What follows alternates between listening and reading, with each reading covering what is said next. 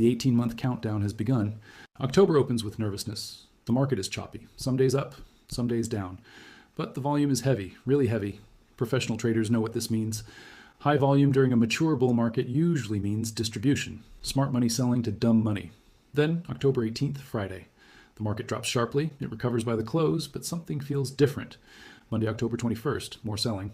Tuesday, October 22nd, heavy volume. Prices falling. Wednesday, October 23rd, panic begins. By midday, a consortium of bankers meets at JP Morgan.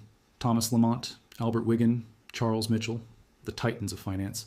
They announce they're forming a pool to support the market. They buy stocks. The market rallies into the close. Friday and Saturday, newspapers trumpet the rescue. The bankers saved the day. It was just a disturbance. Everything's fine. But over the weekend, thousands of margin calls arrive by mail.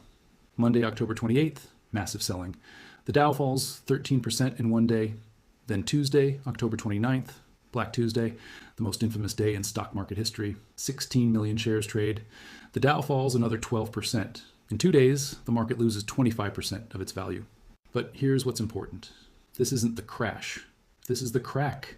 The moment when forced selling begins. The moment when leverage starts unwinding. It's not over. It's just starting. What I just showed you is the public timeline, the one everyone sees. But there's another timeline that almost nobody talks about. It's what the smart money is doing right now. The indicators they're watching, the sectors they're exiting, and the positions they're building before the next move. That's why I created the Hidden Timeline, a private series for channel members only. In these videos, I can share what I legally can't say publicly, the signals flashing before every major crash, and which sectors are about to break first. There are 2 membership levels.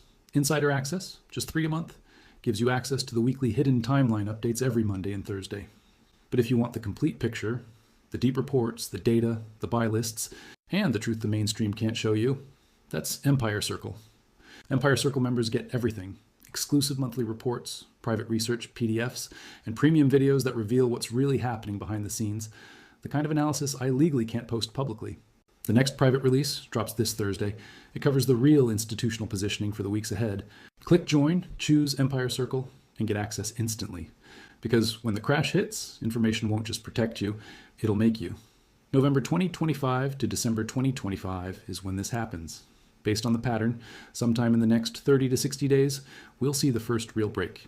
It might be triggered by a bank failure, a major company missing earnings badly, a geopolitical event. The trigger doesn't matter.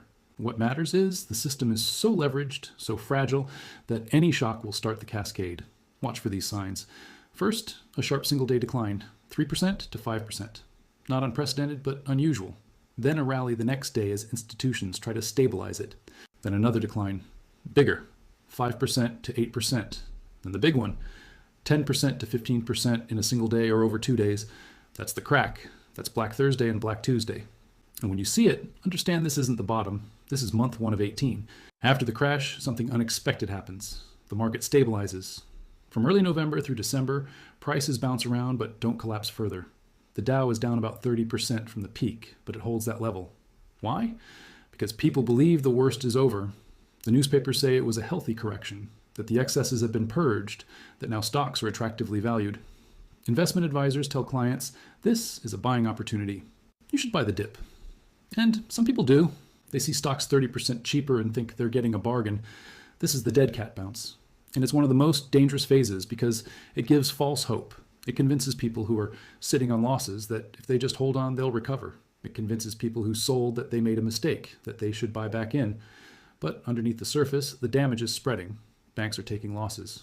Not visible yet, but real. The loans they made for stock purchases, those borrowers can't repay. The banks are absorbing those losses quietly, reducing lending to preserve capital. Businesses are starting to feel the squeeze. Credit is tighter. Orders are down. They begin laying off workers. By December, unemployment is rising. Not dramatically, but noticeably. People who lose jobs can't make their mortgage payments, can't make their car payments. More defaults, more losses for banks. The cycle is starting. But most people don't see it yet. They're focused on the stock market stabilizing. They think the crisis is contained to Wall Street. It's not. It's spreading into the real economy. And once it gets there, it feeds back into the market. And here's a detail that's absolutely critical.